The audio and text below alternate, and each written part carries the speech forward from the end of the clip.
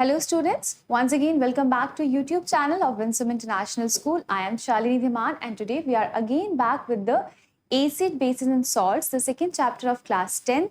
Last session में हमने acids के बारे में पढ़ा था, डिटेल में उसकी प्रॉपर्टीज के बारे में, उनके यूजेस के बारे में. And today we are going to start our new topic that are bases. Bases किन्हें कहते हैं, बेसिस के बारे में हम क्या क्या पढ़ने वाले हैं, let us C.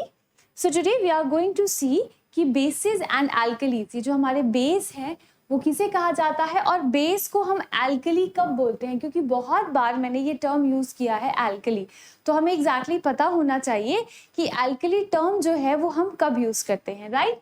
Then we are again going to study that what do all bases have in common. जैसे हमने लास्ट क्लास में ये पढ़ा था कि सभी एसिड्स जो हैं उनमें क्या सिमिलैरिटी होती है, वैसे ही आज के इस सेशन में हम ये देखेंगे कि जितने बेसिस होते हैं उन सब में क्या सिमिलैरिटी होती है, right. Then we will study about strong bases and weak bases, कि किन बेसिस को हम स्ट्रॉन्ग बेस कहेंगे, किन बेसिस को हम वीक बेस कहेंगे, है ना. फिर उसके बाद we will shift towards the properties of bases. जैसे एसिड्स की प्रॉपर्टीज हैं वैसे ही हम किसकी प्रॉपर्टीज के बारे में जानेंगे, बेसिस की प्रॉपर्टीज के बारे में. And at the last we will study about the uses of bases. अब ऐसा तो कोई केमिकल कंपाउंड है नहीं कि जिसकी हमारे लिए कोई यूटिलिटी ना हो, वैसे ही जो बेसिस हैं they are very very useful to us. तो हम बेसिस के जो कुछ इंपॉर्टेंट यूजेस हैं उनके बारे में भी स्टडी करेंगे, right. So first of all let us discuss about basis. अगर लेमैन लैंग्वेज में मैं बात करूं, जर्नल बात करूं, कि अगर हमें बहुत ज़्यादा डिटेल में या बहुत ज़्यादा केमिस्ट्री के टर्म्स में ना बताना हो और सिंपली बताना हो कि बेसिस क्या होते हैं, तो what are bases exactly. Bases are chemical opposites of acids. तो जो हमने एसिड्स के बारे में पढ़ा है उसका केमिकल ऑपोजिट क्या है, हमारा बेस है, right. Bases are bitter in taste and they are soapy in touch. तो जहां हमारे जो एसिड्स थे वो सॉर इन टेस्ट थे, लेकिन हमारा जो बेस होता है थोड़ा कड़वा होता है, बिटर होता है टेस्ट में, ठीक है. और उसका जो टच होता है वो कैसा होता है, सोपी होता है. सोपी मीन्स जैसे आप साबुन टच करते हैं, डिटर्जेंट होता है, तो आपको जो सोपी सोपी टच फील होता है वो वही टच किस में मिलता है, बेस में मिलता है. तो इससे हम क्या कह सकते हैं, इससे हम ये क्लियरली कह सकते हैं कि जो हमारे डिटर्जेंट्स हैं, जो हमारे सोप हैं, वो भी क्या है, बेसिक इन नेचर ही है, right. Then all the bases changes color of red litmus to blue. अब जो हमारे बेस होते हैं वो हमारे जो लिटमस पेपर है उसके कलर को किस में चेंज कर देते हैं, रेड से ब्लू में कर देते हैं. जो हमारा एसिड था, हमारा एसिड क्या करता था, हमारा एसिड जो था वो ब्लू लिटमस को चेंज कर देता था रेड में, है ना. लेकिन बेस क्या करता है, बेस हमारे रेड लिटमस को चेंज कर देता है ब्लू लिटमस में, right. Then all the metal oxides, hydroxides, carbonates and hydrogen carbonates are bases. अगर मुझसे पूछा जाए कि बताओ कि कौन कौन सी फैमिली है या कौन से केमिकल कंपाउंड्स हैं जिनको हम क्लियरली कह सकते हैं कि ये हमारे बेस हैं, तो जितने भी हमारे क्या हैं, मेटल ऑक्साइड्स है. ध्यान देंगे, मेटल ऑक्साइड्स में नॉन मेटल ऑक्साइड्स की बात नहीं कर रही. लास्ट सेशन में भी मैंने यही कहा था कि जो हमारे मेटल के ऑक्साइड्स होते हैं वो नेचर में कैसे होते हैं, बेसिक होते हैं, है ना. अगर एक बहुत ही जनरल, बहुत ही सिंपल मेटल ऑक्साइड की मैं बात करूं तो this is sodium oxide, right, ठीक है. तो ये हमारा क्या हो गया, मेटल ऑक्साइड है ना. और अगर पोटेशियम ऑक्साइड की बात करनी हो, हमारा वो भी ऑक्साइड है. तो किसी भी मेटल का ऑक्साइड हमारा क्या होगा, बेसिक इन नेचर होगा, ठीक है. देन हमारे हाइड्रोक्साइड्स, मेटल के hydroxides, for example CaOH twice, calcium hydroxide. एक एक एग्जाम्पल बता रही हूँ, है ना.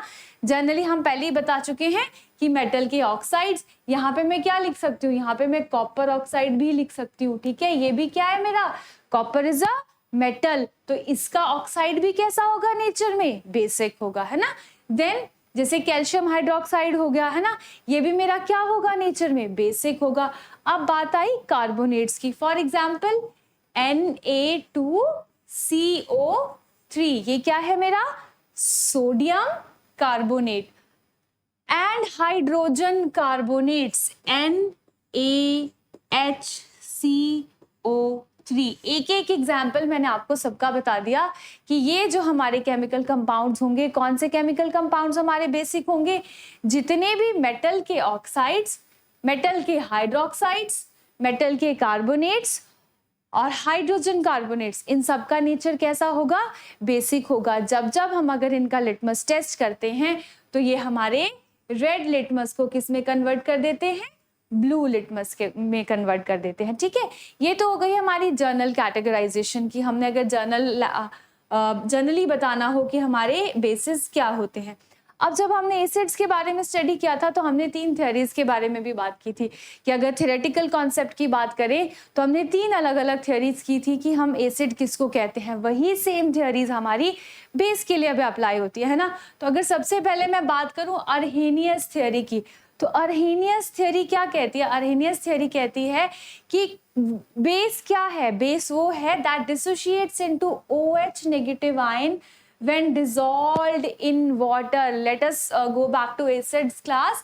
एसिड के केस में अर्हेनियस ने क्या कहा था कि कोई भी ऐसा सब्सटेंस जो क्या जनरेट करे, H पॉजिटिव आयन जनरेट करे, वो क्या है, वो एसिड है। लेकिन बेस के लिए अर्हेनियस थ्योरी क्या कहती है कि कोई भी ऐसा सब्सटेंस जो क्या जनरेट करे हमारे पास OH नेगेटिव आयन, इसको क्या कहते हैं हम, हाइड्रोक्साइड आयन। जो भी सब्सटेंस हमारा अगर हाइड्रोक्साइड आयन प्रोड्यूस करता है, जनरेट करता है, तो उसे हम क्या कहते हैं, उसे हम कहते हैं बेस। राइट, ये तो होगी अर्हेनियस की बात। अब अगर हम बात करें ब्रॉन्स्टेड-लॉरी की, तो एसिड के लिए ब्रॉन्स्टेड-लॉरी ने क्या कहा था, एसिड ने कहा था कि वो जो अपने H पॉजिटिव को क्या कर सकता है, डोनेट कर सकता है, डोनेट H पॉजिटिव आयन, उसे तो हम क्या कहते हैं, एसिड कहते हैं। ठीक है, लेकिन बेस क्या होगा, ब्रॉन्स्टेड-लॉरी के अकॉर्डिंग बेस वो सब्सटेंस है जो क्या कर सकता है, प्रोटॉन को या H पॉजिटिव को एक्सेप्ट करता है। राइट, तो according to Arrhenius theory, base is any substance that gets dissociated, या base is a chemical compound that gets dissociated to produce OH negative ion। या फिर ब्रॉन्स्टेड-लॉरी की मैं बात करूं तो ब्रॉन्स्टेड-लॉरी के अकॉर्डिंग क्या है, base is a chemical compound that can accept H positive ions। Right, अब लुईस बेस की बात करते हैं, लुईस कॉन्सेप्ट की बात करते हैं। मैंने कहा था कि जो लुईस कॉन्सेप्ट है वैसे भी वो इलेक्ट्रॉन्स की ही टर्म में बात करता है, ज्यादातर लुईस में हम इलेक्ट्रॉन्स की ही टर्मिनोलॉजी में बात करते हैं ना। तो लुईस के अकॉर्डिंग एसिड क्या था, एसिड वो था जो क्या करता था, इलेक्ट्रॉन पेयर को, ये this is short form for electron है ना, जो इलेक्ट्रॉन पेयर को क्या कर सकता था, एक्सेप्ट कर सकता था। अब हमने कहा कि बेस एग्जैक्टली क्या है, इसके ऑपोजिट है ना। तो लुईस बेस क्या होगा, अगर एसिड इलेक्ट्रॉन पेयर को एक्सेप्ट कर रहा है तो ऑटोमेटिकली बेस क्या हो जाएगा, जो इलेक्ट्रॉन पेयर को क्या करेगा, डोनेट करेगा। तो अब हमारे पास 3 डेफिनेशंस आ गई बेस की, according to Lewis concept theory, according to Bronsted Lowry theory and according to Arrhenius theory. ठीक है, तो ये एग्जैक्टली क्या है, अगर हम एसिड की लर्न कर लेते हैं, अगर हमें एसिड का पता है तो बेस की हम उसके एग्जैक्टली ऑपोजिट लिख सकते हैं, तो हमें ज्यादा इसमें कोई प्रॉब्लम होगी नहीं। Right, now let us move towards our next topic, alkalis. बार बार मैंने टर्म यूज किया है, many times I have used this term alkali. अब बेसिकली एल्कली है क्या, ठीक है, अब बेस तो हमें समझ आ गया कि या तो जो क्या कर सके, हमने कहा कि अगर हमारा OH नेगेटिव आयन जनरेट हो रहा है तब भी हम उसे बेस कहते हैं, अगर वो H पॉजिटिव आयन को एक्सेप्ट कर रहा है तब भी उसे बेस कहते हैं, अगर वो इलेक्ट्रॉन पेयर को एक्सेप्ट कर रहा है तब भी उसे बेस कहते हैं। तो फिर एल्कली किसको कहते हैं, एल्कली बेसिस में हम एल्कली की क्यों बात कर रहे हैं। बेसिकली होता क्या है कि कुछ हमारे बेसिस जो होते हैं वो पानी में क्या हो जाते हैं, डिसॉल्व हो जाते हैं। ठीक है, see most of the bases do not dissolve in water but some bases dissolve, ज्यादातर नहीं होते लेकिन कुछ बेसिस हमारे पानी में क्या हो सकते हैं, डिसॉल्व हो सकते हैं।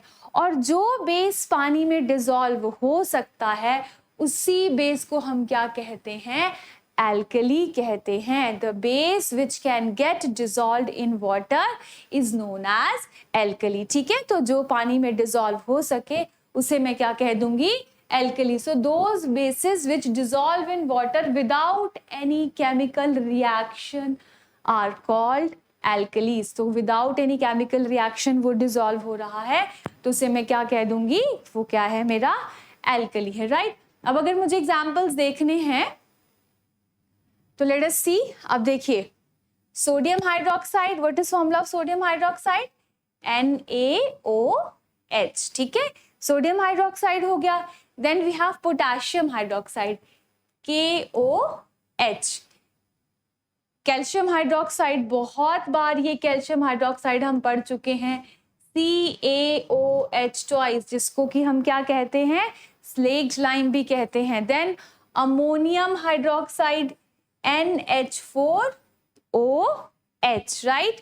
And last magnesium hydroxide, MgOH twice. तो ये सारे कौन से एग्जाम्पल्स हैं हमारे, ये सब के सब हमारे एग्जाम्पल्स हैं एल्कलीज के, वो जो बेस हमारा पानी में डिसॉल्व हो सके। अब हमने इनको बेस क्यों कहा, क्योंकि सबके सब क्या है, ये हाइड्रोक्साइड्स हैं। और हमने थोड़ी देर पहले कहा था कि जितने भी हमारे मेटल के हाइड्रोक्साइड्स होते हैं वो नेचर में क्या होते हैं, बेसिक होते हैं। Now see, sodium is a metal, potassium is a metal, है ना, मैग्नीशियम इज अ मेटल। ठीक है, तो जितने भी हमारे मेटल के जो हाइड्रोक्साइड्स होते हैं वो नेचर में क्या होते हैं, बेसिक होते हैं। ठीक है, और जो पानी में बेस डिसॉल्व हो जाए उसे हमने क्या कह दिया, वो हमारा है एल्कली। और ये आपके पास सारे एग्जांपल्स आ गए एल्कलीज के, those bases which get dissolved in water, right. Now what do all bases have in common. अब हमें पता लग गया एल्कलीज क्या होते हैं। तो जैसे हमने एसिड के लिए कहा था, हमने कहा था कि हर एसिड की क्या सिमिलैरिटी है, कि हर एसिड के पास क्या चीज कॉमन है, वो क्या जनरेट करता है, H पॉजिटिव आयन वो जनरेट करता है, ये हर एसिड करेगा। वैसे ही हर बेस के पास भी कुछ सिमिलैरिटी होगी, तभी तो हमने उस पूरी कैटेगरी को कहा ना कि ये हमारे बेस कहलाते हैं, तो उनके पास कुछ सिमिलैरिटी तो होनी चाहिए, है ना। So when a base is dissolved in water, acid के लिए भी हमने यही कहा था कि जब हम एसिड को पानी में डिसॉल्व करते हैं तब वो डिसोशिएट होता है H पॉजिटिव आयन में।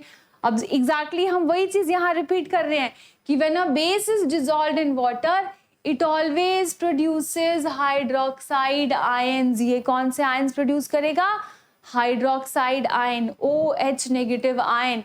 तो जहां एसिड पानी में घुलते ही H पॉजिटिव आयन प्रोड्यूस करता है, वहीं बेस को जब हम पानी में डिसॉल्व करते हैं, घुलते हैं, तो वो क्या प्रोड्यूस करता है, hydroxide ion, OH negative ion. ठीक है, तो हमने एसिड के लिए क्या कहा कि एसिडिक कैरेक्टर किसकी वजह से आ रहा था, वो जो H पॉजिटिव आयन प्रोड्यूस हो रहे थे।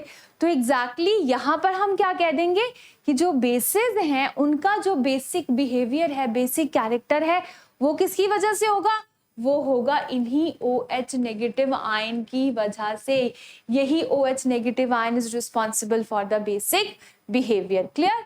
Now let us see some examples. ये जो हमने कहा है कि कोई भी बेस होगा जब वो क्या करेगा, डाइल्यूट करेगा पानी में, तो वो किस में कन्वर्ट हो जाएगा, OH नेगेटिव आयंस बनाएगा। ठीक है, तो सी ये NaOH है, जब मैंने इसको क्या किया, वाटर में डिसॉल्व किया, तो इसने क्या प्रोड्यूस किया, Na positive plus OH negative. जब मैंने पोटेशियम हाइड्रोक्साइड को वाटर में डिसॉल्व किया तो इसने क्या प्रोड्यूस किया, K positive plus OH negative. जब मैग्नीशियम हाइड्रोक्साइड को मैंने क्या किया, वाटर में डिसॉल्व किया, तो इसने क्या प्रोड्यूस कर दिया, magnesium 2 positive ion plus 2 OH negative ion. मतलब तीनों ही केसेस में मेरे पास कॉमन क्या है, OH नेगेटिव आयन। तीनों ही जब क्या हो रहे हैं, हमारे तीनों हाइड्रोक्साइड, भले वो सोडियम हाइड्रोक्साइड है, पोटेशियम हाइड्रोक्साइड है या मैग्नीशियम हाइड्रोक्साइड है, तीनों को ही जब अगर मैं क्या कर रही हूँ, वाटर में डिसॉल्व करके देख रही हूँ, तो मेरे पास मुझे क्या मिल रहा है, OH नेगेटिव आयन तीनों में मिल रहा है। So this is the similarity, this is the common thing among all the basis that they produce OH negative ion. Clear. Now types of bases. अब ये तो हमने बता दिया कि जितने भी हमारे बेसिस हैं वो क्या प्रोड्यूस करेंगे, OH नेगेटिव प्रोड्यूस करेंगे। अब एक बार फिर से मैं आपको वापस से क्या करूंगी, एसिड्स वाले टॉपिक में लेके जाऊंगी। हमने क्या कहा था कि जितनी ज्यादा H पॉजिटिव आयन प्रोड्यूस होगा उतना ही मेरा एसिड क्या होगा, स्ट्रॉन्ग होगा, राइट। यही हमने किया था लास्ट सेशन में, है ना। ये तो बात थी एसिड की। अब बेस के लिए हमने क्या कह दिया कि OH नेगेटिव आयन प्रोड्यूस हो रहे हैं, तो अब इसका क्या मतलब हो गया। नाउ लेट अस सी, किस बेस को अब मैं स्ट्रॉन्ग बेस कहूंगी। A base which completely ionizes in water and produces a large amount of hydroxide ion is called a strong base. तो जैसे जितने ज्यादा H पॉजिटिव आयन उतना ही स्ट्रॉन्ग एसिड, वैसे ही जितने ज्यादा OH नेगेटिव आयन उतना ही मेरा बेस क्या होगा, स्ट्रॉन्ग होगा। इसका क्या मतलब होगा कि जो मेरा बेस है वो क्या हो रहा है, कंप्लीटली आयोनाइज हो रहा है, कंप्लीटली आयोनाइज, या फिर मैं क्या कह सकती हूँ, डिसोसिएट हो रहा है, राइट। तो जो कंप्लीटली डिसोसिएट हो जाएगा, जो बेस कंप्लीटली डिसोसिएट होके बहुत सारे OH नेगेटिव आयन बना देगा, वो हमारा क्या होगा, स्ट्रॉन्ग बेस होगा, है ना। तो उसके एग्जांपल्स देख लेते हैं स्ट्रॉन्ग बेस के। अब ये देखिए, sodium hydroxide, again I am writing the formula so that you can remember these formulas. Sodium hydroxide, potassium hydroxide, है ना। Sodium hydroxide and potassium hydroxide are strong bases because they completely ionizes in water to produce hydroxide ions. अब आपको question किसी भी तरीके से आ सकता है। अगर आपसे पूछा जाए, सपोज आपसे ऐसे पूछ लिया जाए कि why do we consider potassium hydroxide as a strong base, कुछ नहीं सोचना, सिर्फ एक बात लिखनी है, because potassium hydroxide ionises completely या dissociates completely to form large amount of hydroxide ions, that is why it is called a strong base. अगर यही चीज हमें किसी एसिड के लिए पूछ ली जाए तो उसके केस में हम क्या कह देंगे कि it dissociates to form large amount of H positive ions, है ना। So it is very simple. तो हमें याद रखना है कि सोडियम हाइड्रोक्साइड और पोटेशियम हाइड्रोक्साइड हमारे क्या हो गए, स्ट्रॉन्ग बेस हो गए। अब ये तो बात हुई स्ट्रॉन्ग बेस की, है ना। अब अगर मैं कहूं कि वीक बेस किसे कहा जाए, जैसे फॉर एग्जांपल मैंने क्या किया था, जैसे हमने पहले किया था ना कि अगर H पॉजिटिव आयंस की जो कंसंट्रेशन है वो लो है, ठीक है, H पॉजिटिव आयंस की कंसंट्रेशन क्या है, लो है, वो कंप्लीटली आयनाइज नहीं हो रहा, तो वो मेरा क्या है, वो है मेरा वीक एसिड, है ना। तो अब इसका एग्जैक्टली ऑपोजिट क्या हो जाएगा, जहां मेरी OH नेगेटिव आयंस की कंसंट्रेशन क्या है, लो है, और मेरा जो बेस है, my base is not dissociating या is not ionized completely, ठीक है। मेरा वो जो बेस है वो आयोनाइज नहीं हो रहा कंप्लीटली, तो उसको मैं क्या कह दूंगी, वो होगा मेरा weak base. Clear. OH negative ज्यादा तो बेस स्ट्रॉन्ग, OH नेगेटिव कम तो बेस मेरा वीक, राइट। अब अगर इसके एग्जांपल्स की हम बात करें, let us see. A base which partially ionizes in water and thus produces a small amount of hydroxide ion. ठीक है, हमने बात कर ली पहले कि अगर हाइड्रोक्साइड आयंस की कंसंट्रेशन कम होगी, आयनाइजेशन कंप्लीट नहीं होगी, तो वो हमारा कैसा बेस होगा, वीक बेस होगा। अब ये जो हमने बाकी पढ़े थे ना, ammonium hydroxide NH4OH, ammonium hydroxide हो गया, कैल्शियम हाइड्रोक्साइड CaOH ट्वाइस, है ना, and magnesium hydroxide, let me write it here, MgOH twice are weak bases because they partially ionises in water. तो अगर हमसे क्वेश्चन पूछा जाए किसी भी इनमें से किसी का भी नाम लेके, या किसी भी ऐसे हमें लिख दिया जाए कि why are weak acids weak in nature, या why their basic character is not so strong, तो हम क्या कहेंगे कि when bases are dissolved in water they do not ionize completely, या फिर they ionizes partially and produces small amount of hydroxide ion, that is why their basic character is comparatively weak. Clear?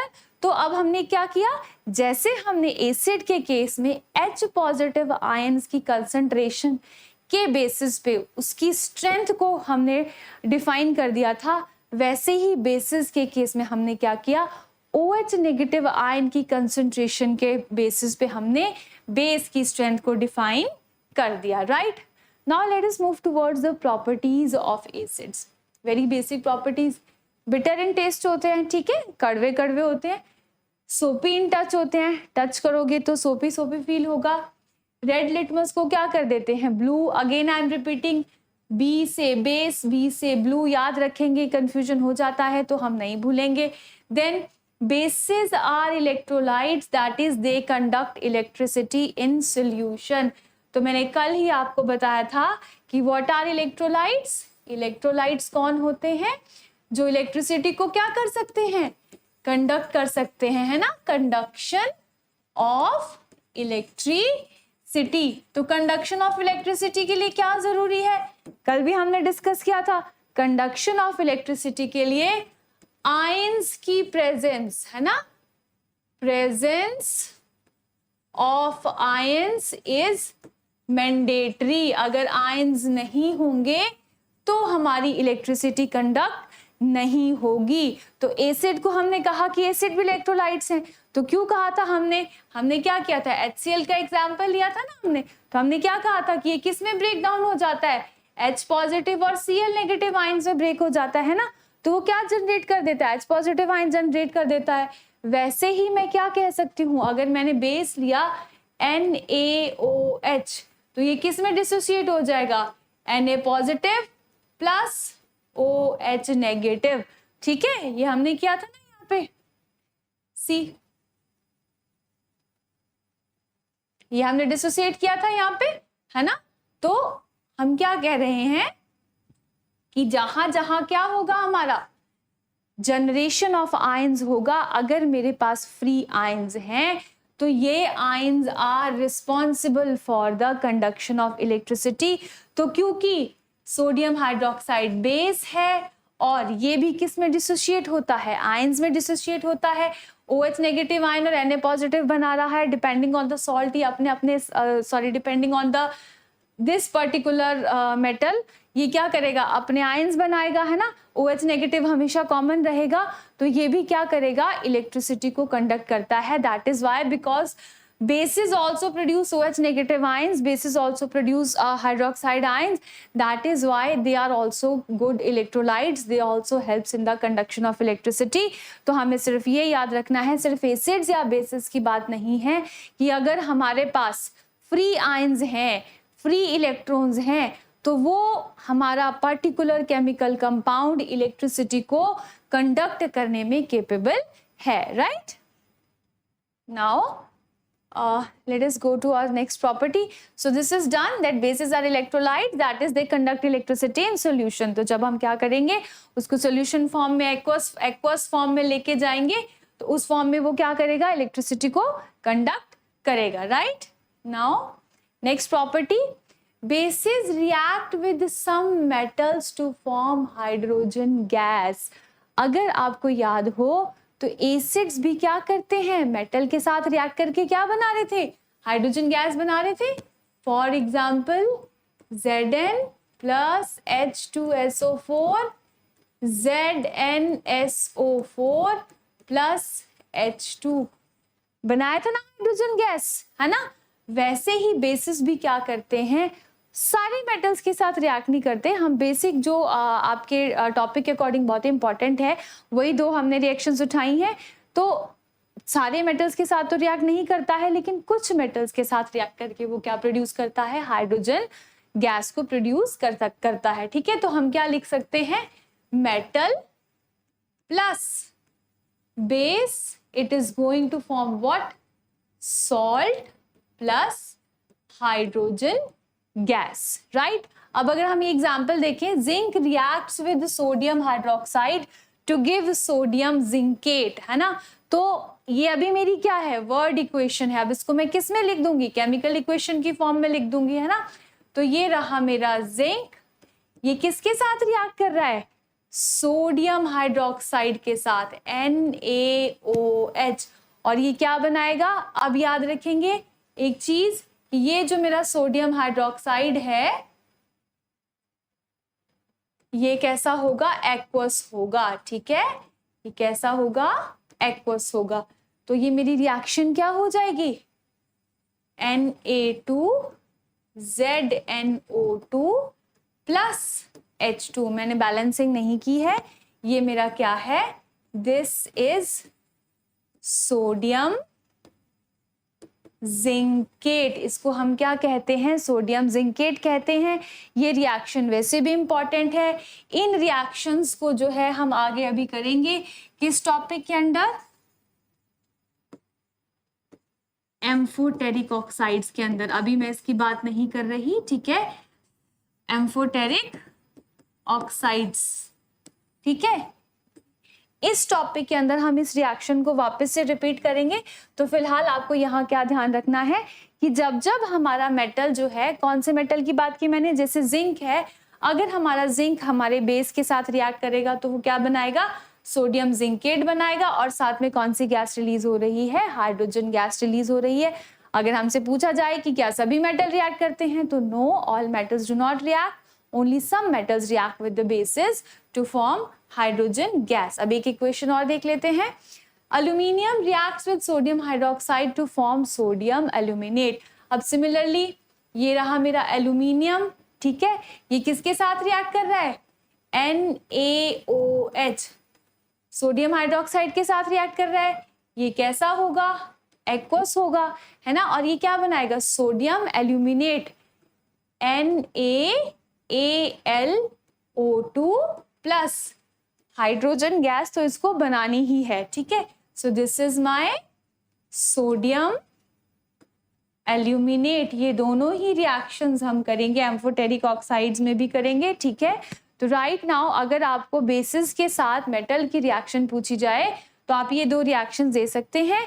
Zinc के साथ sodium zincate बनता है, aluminium के साथ sodium aluminate हमारा बनता है। So this was your one of the another properties of basis, कि जब हमारे बेसिस हैं कुछ मेटल्स के साथ रिएक्ट करते हैं तो कौन सी गैस प्रोड्यूस करते हैं? हाइड्रोजन गैस को प्रोड्यूस करते हैं। Now next, bases reacts with acids to form salt and water are। इतनी बार अब हम रिपीट कर चुके हैं ये रिएक्शन कि जब जब क्या होता है, एसिड अगर बेस के साथ रिएक्ट करता है तो वो क्या बनाता है? सॉल्ट बनाता है और साथ में वाटर बनाता है। और इस रिएक्शन को हम क्या कहते हैं? Neutralisation reaction. क्या कहते हैं? न्यूट्रलाइजेशन रिएक्शन कहते हैं, है ना? अब let us see reaction of sodium hydroxide and sulphuric acid. ये रहा मेरा सोडियम हाइड्रोक्साइड प्लस H2SO4, ये रहा मेरा सल्फ्यूरिक एसिड। तो जब दोनों के बीच में रिएक्शन होगी तो बेसिकली होना क्या है? इसको किसके साथ रिएक्ट करना है? इसके साथ, है ना? ये क्या बना देगा? Na2SO4, सोडियम सल्फेट प्लस क्या रह जाएगा पीछे? वाटर रह जाएगा, ठीक है? सोडियम सल्फेट प्लस वाटर, ठीक है? तो ये हो जाएगा इसमें कि हमारा ये जो सोडियम सल्फेट है ये मेरा सॉल्ट है और ये मेरा क्या है? वाटर है, ठीक है? तो बेसिकली होता क्या है, एक्चुअली में न्यूट्रलाइजेशन रिएक्शन में मैं थोड़ा सा आपको बताऊं कि न्यूट्रलाइजेशन रिएक्शन किसके बीच में कह रहे हैं हम कह रहे हैं कि एक एसिड और बेस के बीच में होती है ना? तो न्यूट्रलाइजेशन रिएक्शन जब होती है, बेसिकली जब एसिड डिसोसिएट होता है तो वो क्या बनाता है? H पॉजिटिव आयंस बनाता है। जब बेस डिसोसिएट होता है तो वो क्या बनाता है? OH नेगेटिव आयन बनाता है। अब हम कह तो रहे हैं कि न्यूट्रलाइजेशन होती है, न्यूट्रल हो जाता है, एसिड बेस एक दूसरे के असर को खत्म कर देते हैं, बट ऐसा होता क्यों है? एग्जैक्टली क्या है कि देखो, एसिड ने तो H पॉजिटिव आयन फर्निश करना है, बेस ने OH नेगेटिव आयन फर्निश करना है ना? तो अल्टीमेटली ये H पॉजिटिव आयन और ये OH नेगेटिव आयन बेस से मिलकर के क्या बना देते हैं? वाटर। और हमें पता है कि वाटर क्या होता है, न्यूट्रल होता है, इसका पीएच क्या होता है, 7 होता है। तो ये एसिड और बेस एक दूसरे के साथ मिलकर के एक दूसरे के असर को क्या कर देते हैं, खत्म कर देते हैं। इसी वजह से जब ये रिएक्शन होती है तो हमारे पास सॉल्ट बनता है और वाटर बनता है। तो ये जो वाटर है ये क्यों बनता है, क्योंकि H पॉजिटिव आयन एसिड से और OH नेगेटिव आयन बेस से एक दूसरे के साथ कंबाइन करके क्या बना देते हैं, वाटर बना देते हैं। ठीक है, और कभी भी आपसे पूछा जाए तो what is pH of water, it is 7, it is neutral, right. Next, bases react with non-metal oxides to form salt and water। ठीक है, अब यहां पर थोड़ा सा ध्यान देंगे, base plus non metal oxide, general equation लिख रही हूं, ये हमेशा क्या बनाएंगे, सॉल्ट प्लस वाटर। अब क्या आपको एसिड और बेस और इस रिएक्शन में कोई सिमिलैरिटी दिख रही है? अगर मेरी रिएक्शन बेस और एसिड के बीच में हो रही थी तब भी मेरे पास क्या बन रहा था, सॉल्ट और वाटर ही बन रहा था ना। ठीक है, ऐसी ही एक रिएक्शन हमने एसिड में भी की थी, एसिड की प्रॉपर्टीज में भी की थी, है ना। तो इसका क्या मतलब हो रहा है, अब इस रिएक्शन को थोड़ा ध्यान से देखते हैं। अब तो मुझे भी याद नहीं है कि ये रिएक्शन हम कितनी बार रिपीट कर चुके हैं, बट फर्स्ट चैप्टर से ही इस रिएक्शन को हम लगातार रिपीट कर रहे हैं, है ना। So this is CaOH twice calcium hydroxide, जिसको कि हम लाइम वाटर क्या या स्लेट लाइम कहते हैं, है ना। जब कैल्शियम हाइड्रोक्साइड, अब आपको पता होना चाहिए कैल्शियम हाइड्रोक्साइड क्या है, मेटल का हाइड्रोक्साइड क्या होता है हमारा नेचर में, बेसिक होता है। तो इसका क्या मतलब हुआ, ये क्या है मेरा, बेस है। ठीक है, और ये क्या है, carbon dioxide, carbon is a non metal. ठीक है, और हम रिएक्शन कर चुके हैं कि चाहे मेटल हो चाहे नॉन मेटल हो, दोनों ही जब ऑक्सीजन के साथ रिएक्ट करते हैं तो क्या बनाते हैं, ऑक्साइड बनाते हैं, है ना। तो ये क्या बना देगा, ये तो बना रहा है हमारा नॉन मेटल ऑक्साइड। ठीक है, कार्बन क्या है, नॉन मेटल है। हमने कहा था कि जितने भी हमारे मेटल के ऑक्साइड्स होते हैं, अभी थोड़ी देर पहले भी हमने अभी कहा था पीछे, है ना। यहाँ पे you want to go back to that slide, let me take you to that one.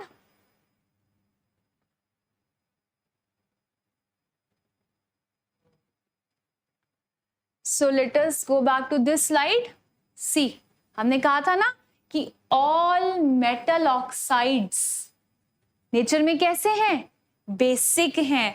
और हम क्या कहते हैं कि जो हमारे बेस हैं वो एग्जैक्टली किसके ऑपोजिट हैं, केमिकल ऑपोजिट है, एसिड के केमिकल ऑपोजिट हैं। तो अगर मेटल के ऑक्साइड नेचर में बेसिक हैं तो जो ये नॉन मेटल के ऑक्साइड हैं ये नेचर में कैसे होंगे, ये नेचर में होंगे एसिडिक। तो आपको एक चीज हमेशा याद रखनी है कि अगर आपसे पूछा जाए कि what is nature of metal oxides, तो याद रखेंगे मेटल ऑक्साइड्स तो हमारे नेचर में होते हैं बेसिक, लेकिन हमारे नॉन मेटल ऑक्साइड्स जो हैं वो उसका ऑपोजिट नेचर में कैसे होते हैं, एसिडिक होते हैं।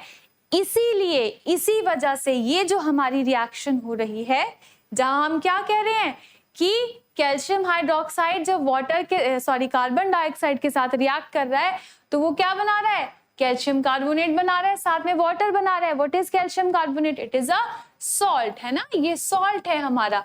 तो यहाँ पे देखिए अब क्या हो रहा है, अगेन ये क्या बना रहा है, सॉल्ट प्लस वाटर। तो इसका क्या मतलब है, ये रिएक्शन भी क्या है, न्यूट्रलाइजेशन रिएक्शन के जैसी ही है। इसका क्या मतलब है कि अगर मेरा कैल्शियम हाइड्रोक्साइड बेस है तो इसका क्या मतलब हुआ कि मेरा जो कार्बन डाइऑक्साइड है उसका नेचर कैसा है, वो है एसिडिक। ठीक है, तो इसीलिए यहां से भी मैं कह सकती हूं कि जहां मेरे मेटल ऑक्साइड जो है वो नेचर में बेसिक है, तो मेरे नॉन मेटल ऑक्साइड्स नेचर में कैसे हैं, एसिडिक हैं। तो हम कह सकते हैं कि ये जो मेरी रिएक्शन है, ये रिएक्शन भी किसके जैसी है, न्यूट्रलाइजेशन रिएक्शन के जैसी है, जहां बेस और एसिड एक दूसरे को क्या कर रहे हैं, न्यूट्रलाइज करके क्या बना रहे हैं, सॉल्ट और वाटर बना रहे हैं। और मैं आपको एक और चीज बता दूं कि ये जो हमारे बेसिस होते हैं, जस्ट लाइक एसिड्स, बेसिस जो हमारे स्ट्रॉन्ग बेसिस होते हैं, bases are also corrosive in nature, ठीक है, ये भी सेफ नहीं होते अगर बेसिस हमारे स्ट्रॉन्ग हो। मान लीजिए अगर एसिड के गिरने से हाथ जलता है तो स्ट्रॉन्ग बेस के गिरने से भी क्या होगा, हमारी सेफ, हम लोग सेफ नहीं है, वो भी नेचर में कैसे होते हैं, कोरोसिव होते हैं, राइट। चलिए अब इसके यूजेस देख लेते हैं हमारे की बेसिस जो है कि उनके क्या यूजेस होते हैं। तो sodium hydroxide is used in the manufacture of soap, paper and synthetic fibre. तो बार बार हम सोडियम हाइड्रोक्साइड की बात करते हैं, तो इसका यूज कहाँ कहाँ होता है, सोप बनाने में, पेपर इंडस्ट्री में, सिंथेटिक फाइबर में, ठीक है। सिंथेटिक फाइबर आपने क्लास 8th में ये टॉपिक किया होगा, क्लास 8 में इसके बारे में पढ़ते हैं, सिंथेटिक फाइबर पॉलीमर्स, हम रेयन, नायलॉन, है ना, इन सब के बारे में ऑलरेडी हम क्लास 8 में डिस्कस कर चुके होते हैं। देन कैल्शियम हाइड्रोक्साइड कितनी बार हम कर चुके हैं, CaOH twice. Calcium hydroxide is used in the manufacture of bleaching powder, है ना, ठीक है। Then next one is magnesium hydroxide, MgOH twice is used as an antacid. Let us go back to our previous topic जहां हमने क्या कहा था कि अगर एसिडिटी ज्यादा हो जाए, अगर हमारे स्टमक में एसिडिक मीडियम ज्यादा हो जाए और हमें इरिटेशन हो, हमें पेन हो, तो उस चीज को न्यूट्रलाइज करने के लिए हमें किसकी जरूरत होगी, एसिड है तो एसिड को न्यूट्रलाइज करने के लिए बेस की जरूरत होगी। तो इस चीज में हमें कौन काम आता है, मैग्नीशियम हाइड्रोक्साइड काम आता है। ये आपको मिल्क ऑफ मैग्नीशिया के नाम से भी मिलेगा, ठीक है, इसको हम मिल्क ऑफ मैग्नीशिया भी कहते हैं। तो कंफ्यूज नहीं होंगे, क्वेश्चन में अगर मिल्क ऑफ मैग्नीशिया दिया होगा तो सिर्फ खाली मैग्नीशियम हाइड्रोक्साइड के बारे में नहीं सोचेंगे, one and the same thing, right. Next, sodium carbonate is used as washing soda, Na2CO3, ठीक है। तो इसको किस में यूज कर रहे हैं, वॉशिंग सोडा, जो भी हमारे डिटर्जेंट्स होते हैं वो वहां किससे बनते हैं, वो क्या है, बेसिकली हमारे दे आर सोडियम कार्बोनेट, क्या कहा हमने, मेटल कार्बोनेट्स, है ना। एंड एक बहुत ही इंपॉर्टेंट यूज जो है हम लोग कर चुके हैं उसके बारे में, बेकिंग सोडा, वन मोर आप ऐड कर सकते हैं, बेकिंग सोडा, है ना, NaHCO3। तो ये जो हमारा NaHCO3 है, बेकिंग सोडा, ये हमारे किचन में हमारे काम आता है ना। बेकिंग सोडा इसी से हम क्या बना सकते हैं, अपना बेकिंग पाउडर भी बना सकते हैं। लास्ट सेशन में हमने डिस्कस किया था, टार्टरिक एसिड ऐड करेंगे अगर बेकिंग सोडा में तो क्या बन जाएगा, हमारा बेकिंग पाउडर बन जाएगा, ठीक है। तो ये तो थे हमारे जनरल यूजेस। अब आप यहाँ ध्यान दीजिए कि जितने भी ये हैं, हाइड्रोक्साइड है, कार्बोनेट है ना, ये बेकिंग सोडा, ये हाइड्रोजन कार्बोनेट है, तो इन सबका नेचर कैसा है, बेसिक है। तो इन सारे टॉपिक्स को देखकर हम क्लियरली कह सकते हैं कि यस, जो हमारे एसिड्स हैं they are exactly opposite to what, they are exactly opposite to acids. तो अगर हमें एसिड्स की प्रॉपर्टीज पता होंगी तो हम उसके ऑपोजिट किसकी प्रॉपर्टीज लिख सकते हैं, बेसिस की प्रॉपर्टीज को हम लिख सकते हैं। जहां पर एसिड H पॉजिटिव आयन के ऊपर डिपेंड कर रहा है, वहीं बेस किसके ऊपर डिपेंड कर रहा है, OH नेगेटिव आयंस के ऊपर, ठीक है। So I will be binding up with this topic only. आज के सेशन में हम इतना ही करेंगे।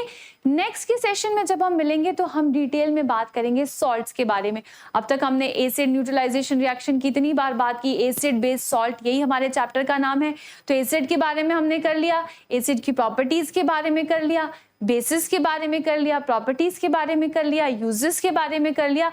Now in the next session we will be studying about the salts. So binding up with this, that's all for today. Thank you.